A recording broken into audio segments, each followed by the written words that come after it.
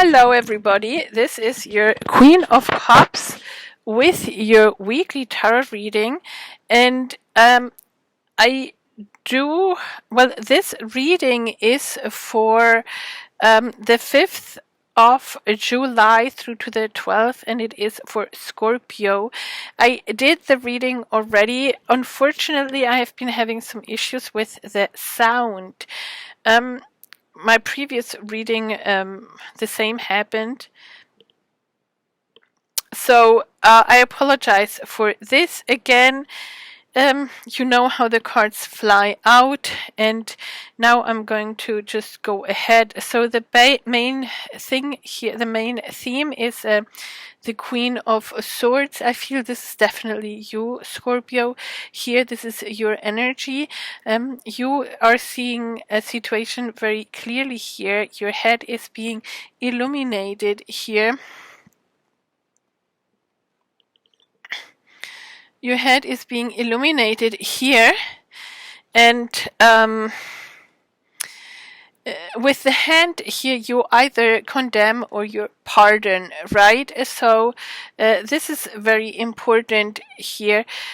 Mainly, you're dealing with an air sign, probably Libra, Aquarius, Gemini. But it can also be your energy that you are embodying. And we have here the Fool card as the main theme of the reading. Is what is actually going on. You want to take a leap of faith, starting something new here. And what is keeping you stuck here is the shadow, the devil work here. You might be still codependent or shackled to some situation, to somebody here, and it is a bit difficult to free yourself. It can also be that what is preventing this whole situation or this whole love situation to come into success is your significant other, maybe self-sabotaging, having some toxic behaviors.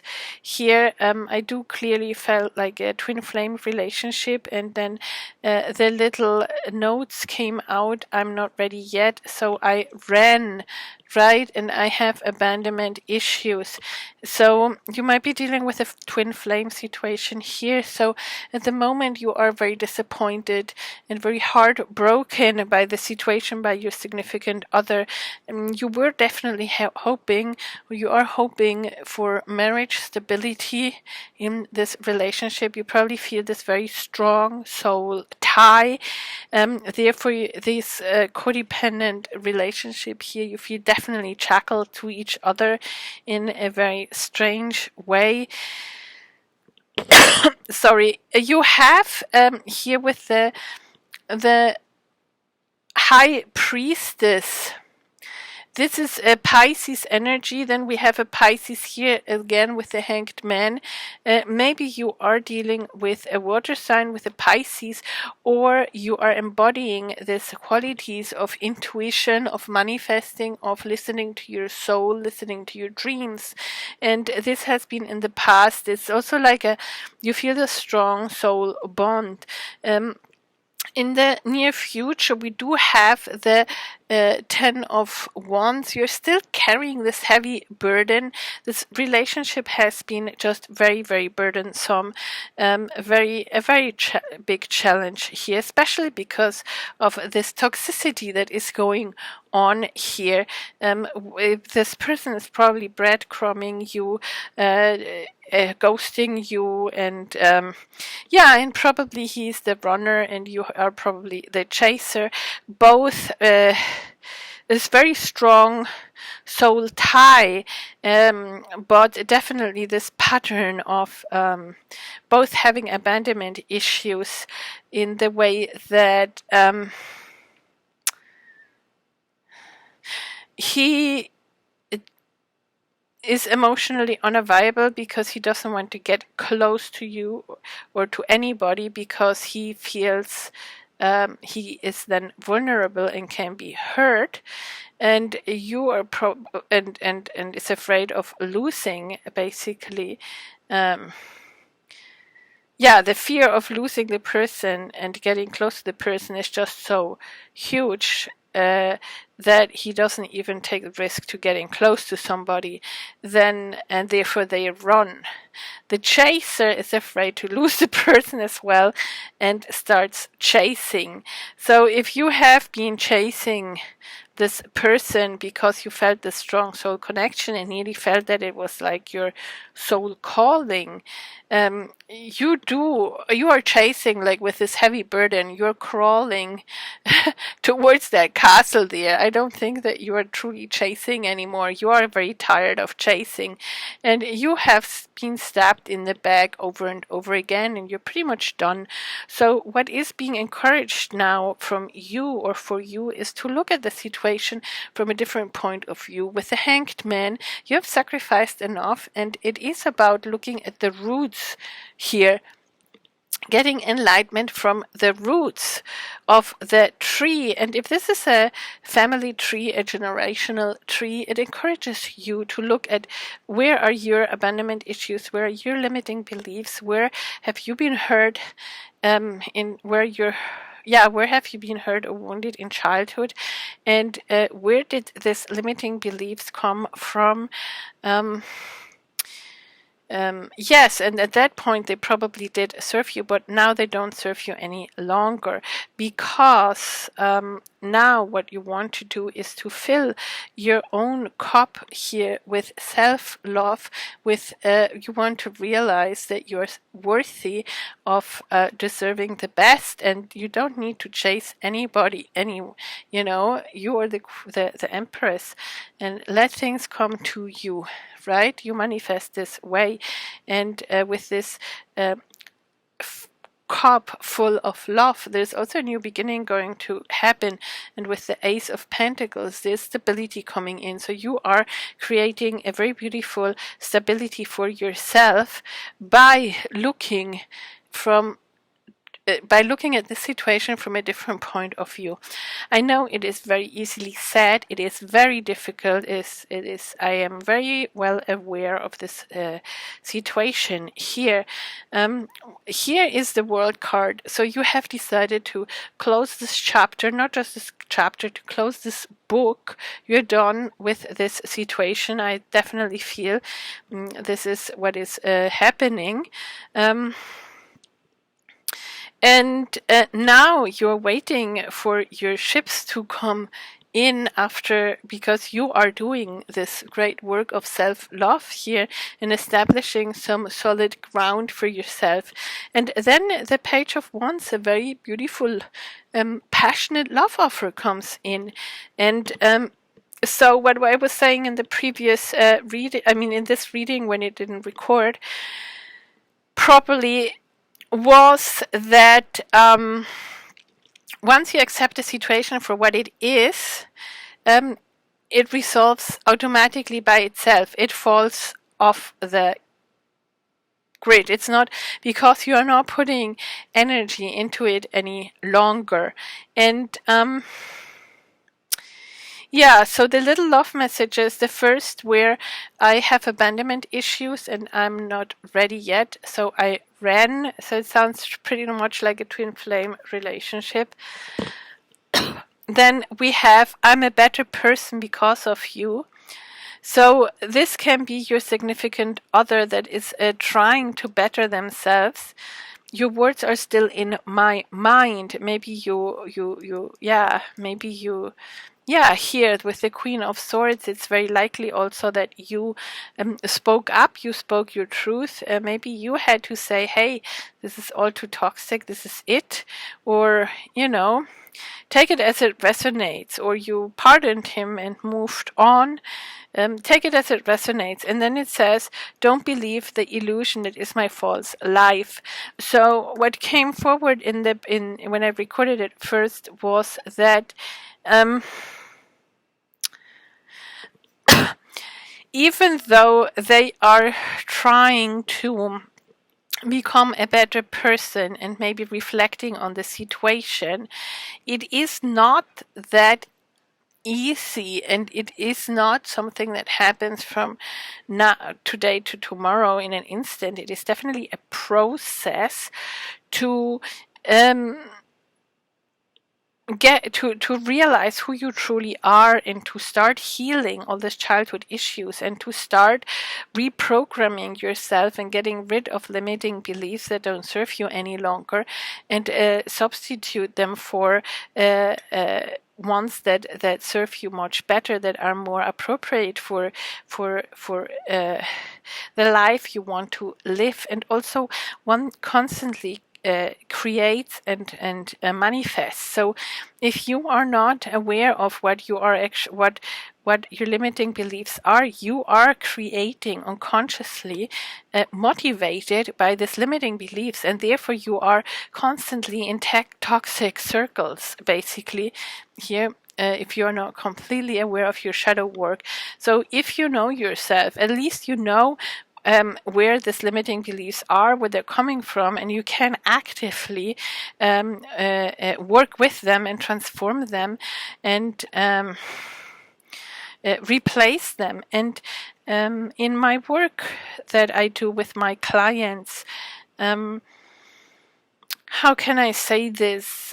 Beside of having a master's in spiritual psychology, what is actually very beautiful is that spirit comes in, and I do co-create with spirit and my clients to find like the best solutions, the best transformations for them, to how to replace this limiting beliefs, or how to heal childhood wounds, and how they actually manage to fill their cup with love and experientially experience their own divinity, right?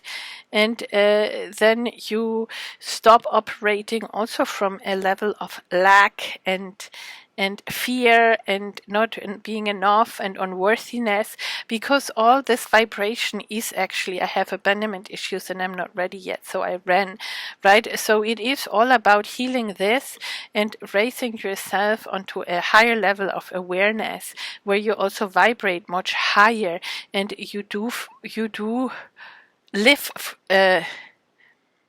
from this divine awareness, with a full cup. And what I said in the other reading, what came forward very strongly, maybe this resonates for one or the other. Also, some people here that operate, I'm just giving you examples. I'm called to give you examples because some people just say, I don't understand, so it might not resonate exactly with you, but maybe for some it does. So some people are emotionally not available. Some people are afraid that, by becoming close to, letting somebody be close to them, they become vulnerable, and then once they're vulnerable, the person will hurt them or leave them, and this is their fear, basically. Then others, again, the chasers, because they are afraid that they might lose the person if they don't chase the person, don't express their constant love for them, right? This is their way of controlling the situation. And then there might be people that operate from this lack and not being worthy enough. Some people might think they don't deserve love, and they refuse to be loved. They truly self-sabotage themselves constantly, because their limiting belief is, I'm not worthy of love, I don't deserve love. Maybe they did something, or somebody said that they were not good enough to deserve love, or they have such a bad conscience that they have not been able to forgive themselves because of XYZ, right? And so what else is there? Some people also operate from that scarcity mentality, where they think they worked so hard for something financially, and they don't want to share what they have, basically, or they are afraid to being taken advantage of, right? So you can play this model on absolutely lots of different levels. Then there is another type that still stays till late, till I'm saying like grown up.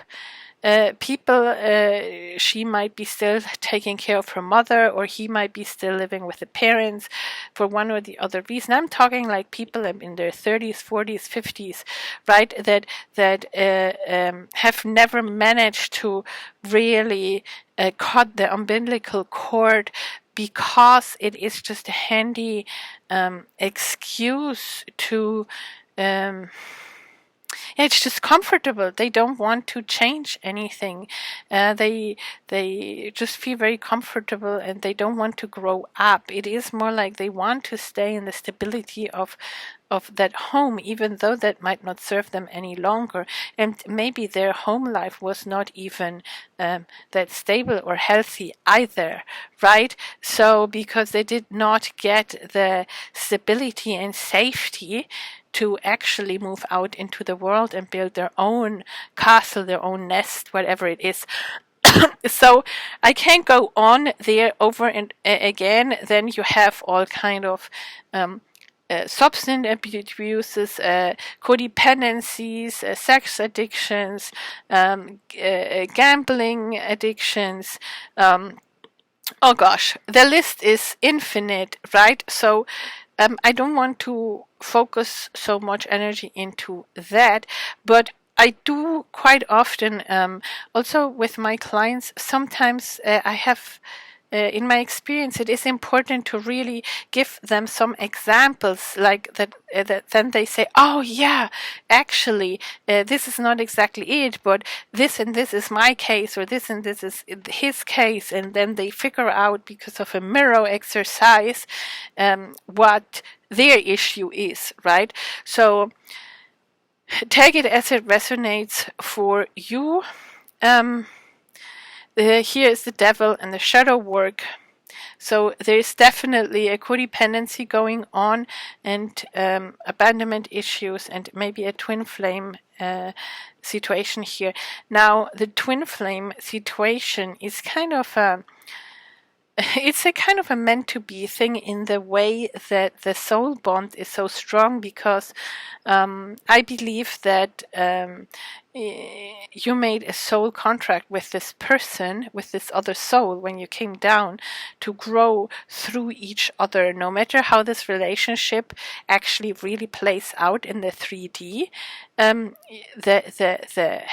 The task here is to grow and to discover your self-worth and self-love. Now, I want to clarify, because also the self-love can very often be misunderstood, and I'm not saying self-love is a justification for being selfish, right? And not being able to share. It is about being able to take care of yourself, and being able to recognize your worth, and being able to give, in the sense that you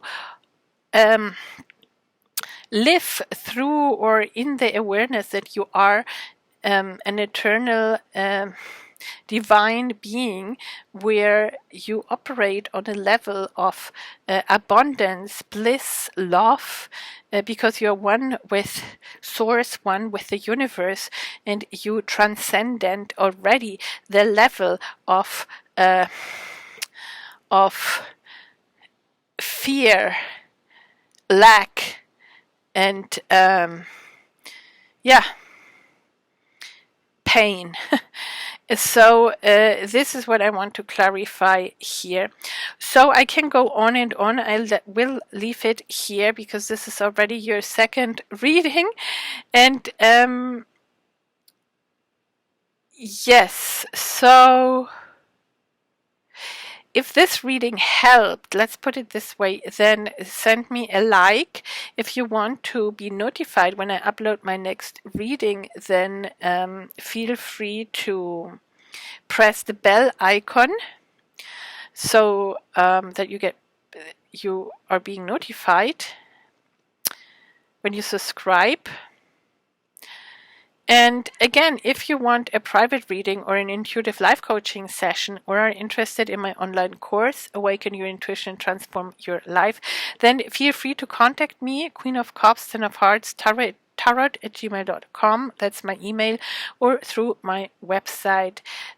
You can ask me many questions and see if maybe working together would be a fit for you. Much love and light, many blessings, and bye bye for now.